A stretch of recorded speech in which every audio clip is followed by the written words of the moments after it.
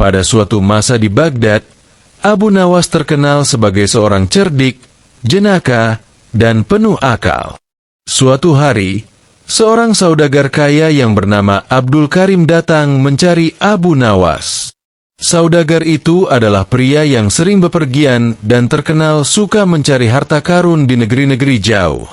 Abu Nawas, kata Abdul Karim sambil duduk di hadapan sang penyair cerdik, aku mendengar dari banyak orang bahwa engkau tidak hanya bijak, tetapi juga mampu mengatasi teka-teki yang paling sulit.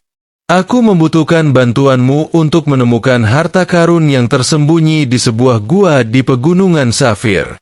Namun, untuk mencapainya, banyak rintangan yang harus dihadapi, termasuk teka-teki misterius yang menjaga harta itu. Abu Nawas yang terkenal suka tantangan, segera menyambut tawaran itu dengan tawa kecil. Teka-teki? Itu makananku sehari-hari, Tuan Abdul Karim. Katakan padaku lebih banyak tentang harta karun ini.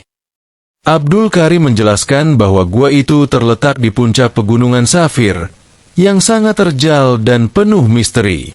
Gua itu dijaga oleh pintu batu besar yang tak bisa terbuka kecuali jika seseorang menjawab 3 teka-teki kuno. Namun, teka-teki ini belum pernah terpecahkan oleh siapapun. Setelah mendengar semua ini, Abu Nawas mempersiapkan perjalanannya. Ia membawa hanya apa yang diperlukan.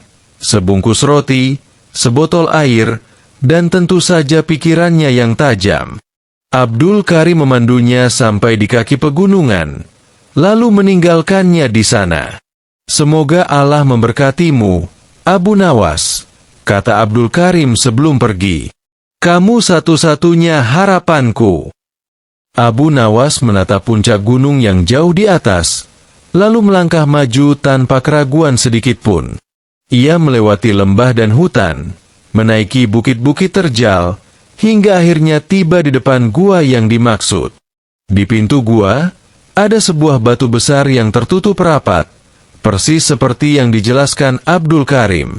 Di atas batu itu, terukir tulisan kuno dalam bahasa yang hampir hilang.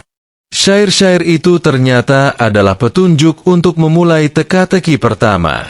Teka-teki pertama berbunyi, apa yang lebih cepat daripada angin, lebih tajam dari pedang, dan lebih berharga dari emas? Abu Nawas berpikir sejenak, mengamati sekelilingnya. Ia kemudian tersenyum, merasa jawabannya jelas. Pikiran, katanya dengan tenang. Pikiran manusia bisa berpindah lebih cepat dari angin, bisa melukai lebih tajam dari pedang, dan pengetahuan yang datang dari pikiran jauh lebih berharga daripada emas. Begitu ia selesai berbicara, pintu batu bergemuruh sedikit, memberi tanda bahwa jawabannya benar. Lalu, muncullah teka-teki kedua di atas batu yang sama. Teka-teki itu berbunyi, aku selalu di depanmu, tetapi tidak pernah bisa kau capai. Aku ada setiap pagi dan hilang setiap malam. Siapakah aku? Abu Nawas merenung lebih lama kali ini, memandang matahari yang hampir terbenam di cakrawala. Ia tersenyum lagi dan berkata, jawabannya adalah bayangan. Bayangan selalu di depan kita saat siang, tetapi saat malam tiba, bayangan hilang. Pintu batu bergetar lebih kuat kali ini, dan tampaknya hampir terbuka.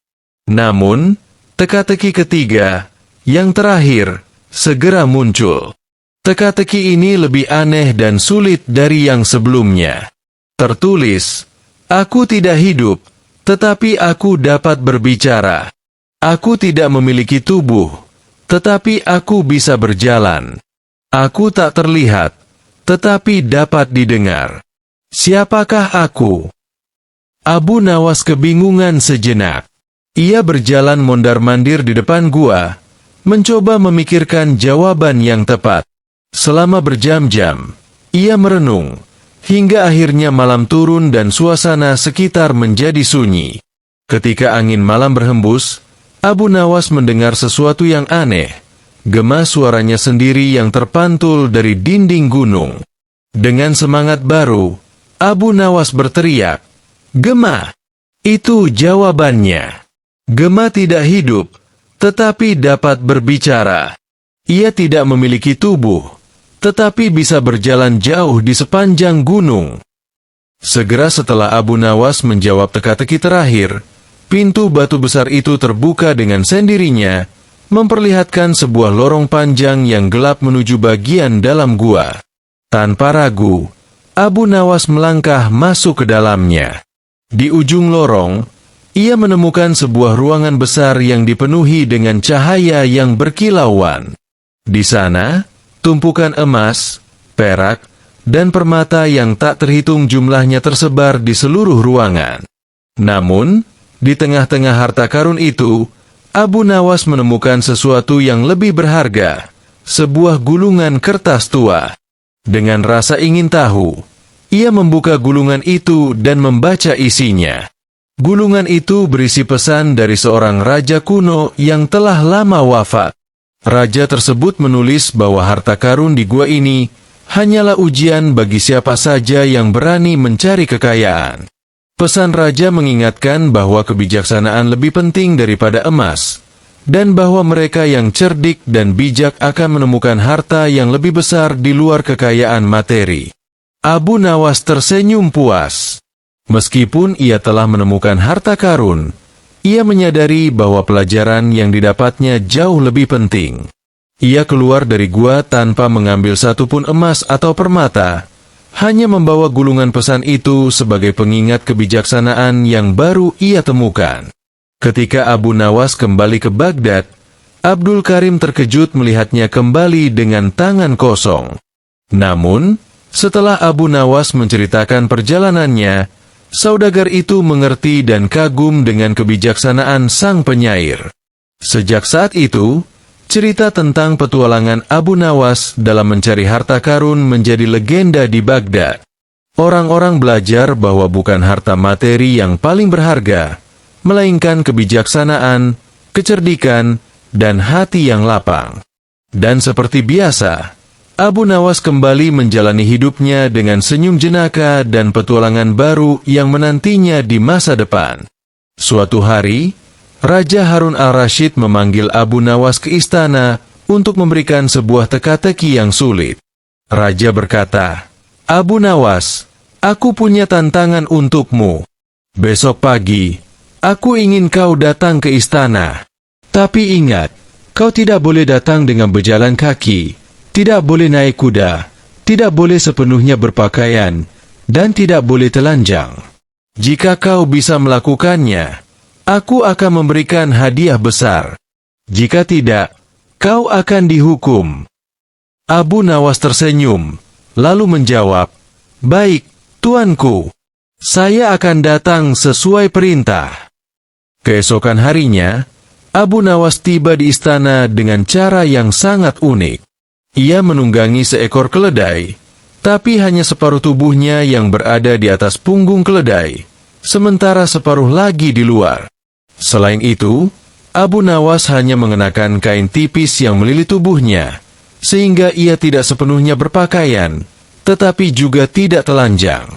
Raja terkejut melihatnya dan tertawa terbahak-bahak. "Abu Nawas, kau memang cerdik sekali. Kau berhasil memecahkan teka-tekiku." Sebagai hadiah, Raja memberikan Abu Nawas hadiah besar dan membebaskannya dari hukuman. Di sebuah kerajaan yang makmur, ada seorang raja yang terkenal sangat kejam dan licik. Ia senang menguji kecerdasan dan keberanian rakyatnya dengan tantangan-tantangan yang hampir mustahil. Bila rakyat gagal, mereka akan dihukum berat, bahkan bisa kehilangan nyawa mereka. Meskipun begitu, Raja sangat kagum pada Abu Nawas, seorang cerdik pandai yang seringkali bisa mengatasi tantangan-tantangan raja dengan cara yang tak terduga. Suatu hari, Raja merasa bosan dan ingin mencari hiburan. Ia memanggil Abu Nawas ke istananya. "Abu Nawas," kata Raja dengan suara lantang, "kali ini aku akan memberimu tantangan yang tidak akan bisa kau selesaikan. Jika kau gagal, kau akan dihukum berat. Tapi jika kau berhasil, aku akan memberimu harta yang melimpah. Abu Nawas dengan tenang menjawab, baiklah, tuanku. Saya siap menghadapi tantangan apapun yang Anda berikan. Raja tersenyum licik, lalu berkata, aku ingin kau menugaskan semua orang di kota ini untuk membawa angin ke istana. Namun, ingat, mereka harus membawa angin itu dalam bentuk yang nyata. Jika tidak, kau akan dihukum.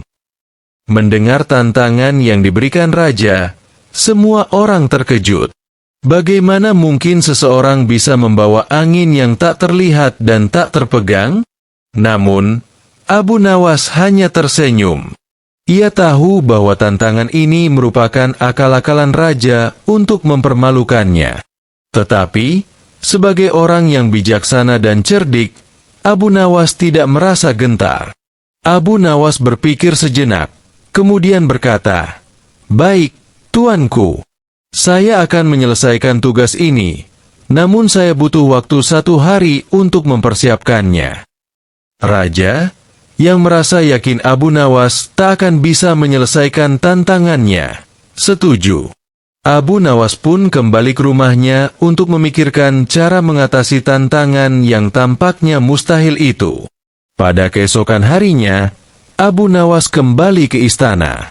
Kali ini ia membawa sebuah kantong besar yang tampak kosong. Raja yang sudah tak sabar ingin melihat Abu Nawas gagal, langsung berkata, apakah kau sudah membawa angin ke istanaku, Abu Nawas?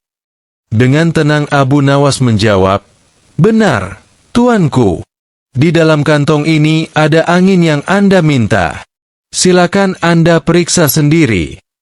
Raja tertawa keras dan mengejek. Mana mungkin kau bisa menangkap angin di dalam kantong itu? Bukankah angin itu tak terlihat dan tak dapat dipegang? Abu Nawas hanya tersenyum dan dengan sopan menjawab, tuanku, Anda sendiri yang meminta saya untuk membawa angin ke istana, dan inilah angin yang saya bawa. Jika Anda tidak percaya, silakan buka kantong ini dan biarkan anginnya keluar. Raja terdiam sejenak, menyadari bahwa jika ia membuka kantong tersebut, ia hanya akan merasa angin berhembus keluar. Tanpa bisa menyalahkan Abu Nawas, Raja terpaksa mengakui kecerdikan si cerdik itu.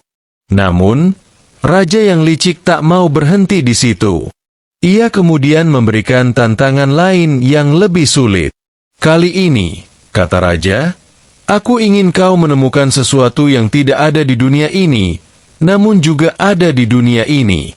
Jika kau gagal, kau akan dipenjara seumur hidup. Tantangan raja ini membuat seluruh istana bergemuruh dalam keheranan. Bagaimana mungkin ada sesuatu yang sekaligus ada dan tidak ada di dunia ini? Namun, Abu Nawas tak kehilangan akal. Ia meminta waktu sehari untuk memikirkan tantangan tersebut. Pada hari berikutnya, Abu Nawas kembali datang ke istana.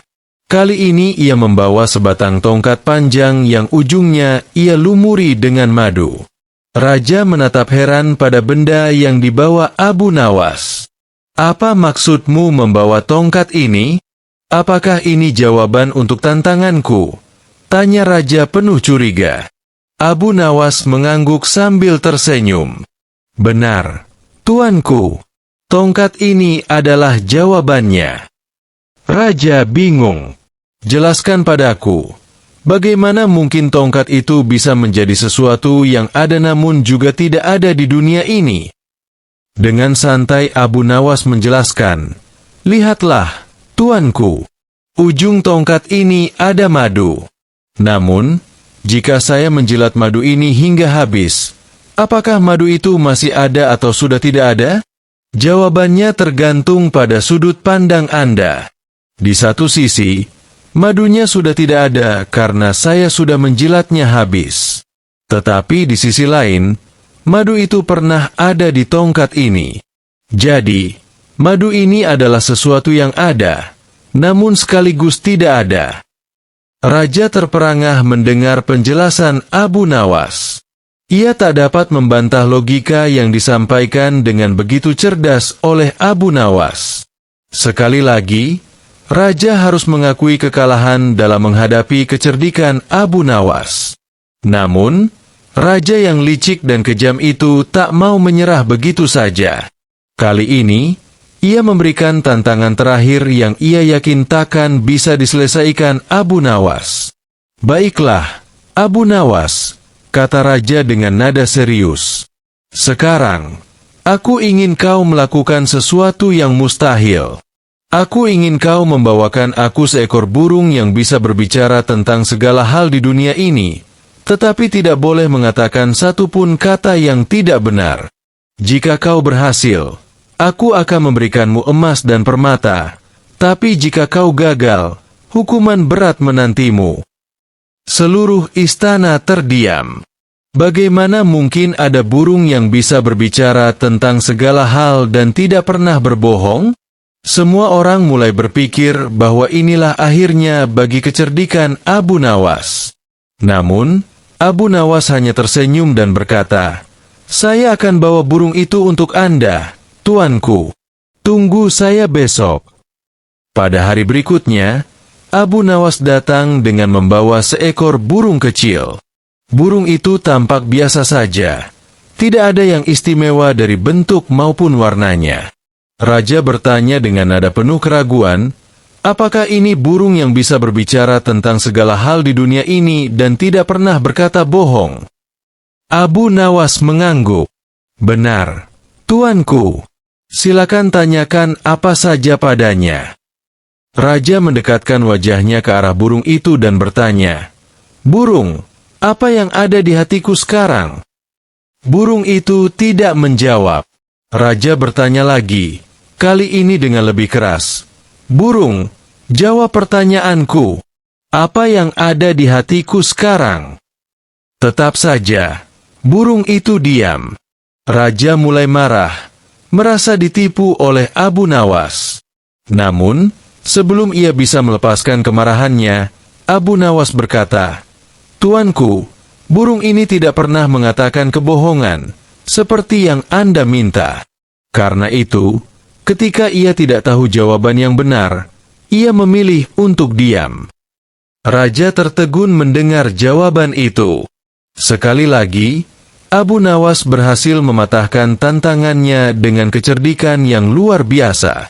Raja pun akhirnya mengakui kehebatan Abu Nawas dan tidak lagi mencoba menjebaknya dengan tantangan yang licik. Sejak hari itu, Raja mulai menghargai kecerdasan Abu Nawas dan sering memanggilnya untuk dimintai nasihat.